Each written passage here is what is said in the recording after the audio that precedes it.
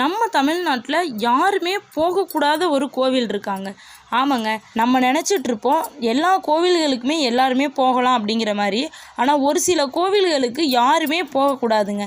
இந்த ஒரு ஆன்மீக தகவலை தெரிஞ்சுக்கிறதுக்கு முன்னாடி என்னோடய சேனலை சப்ஸ்கிரைப் பண்ணிவிட்டு உங்களுக்கு முருகனை பிடிக்கும்னா கமெண்டில் ஓம் சரவண பவ அப்படின்னு கமெண்ட் பண்ணிவிட்டு பாருங்கள். முதலாவது இடத்துல இருக்குது காளையார் கோவில் தாங்க. இந்த கோவில் சிவகங்கை மாவட்டத்தில் அமைஞ்சிருக்குதுங்க. இந்த கோவிலில் ஒரு சிறப்பு கோபுரம் ஒன்று பூட்டியே இருக்குமாங்க. அதுக்கான காரணத்தை நம்ம தெரிஞ்சுக்கணுன்னா இந்த இடத்துல வந்துட்டு வலிமையான பூஜைகள் நடைபெற்றதுனால பொதுமக்கள் யாருமே உள்ளே செல்றதுக்கு அனுமதி இல்லைங்க. சில நேரத்தில் சிவனுடைய ஆசீர்வாதங்கள் பெற்ற சிவாச்சாரியர்கள் மட்டும் அனுமதிக்கப்பட்டுறாருங்க. ரெண்டாவது இடத்துல பெருஞ்சேரி அம்மன் கோவில். இது புதுக்கோட்டை மாவட்டத்தில் அமைஞ்சிருக்குதுங்க. இந்த கோவிலில் ஒரு அம்மன் சிலை ஒரு இருட்டு ரூமில் பூட்டப்பட்டு இருக்குமாங்க.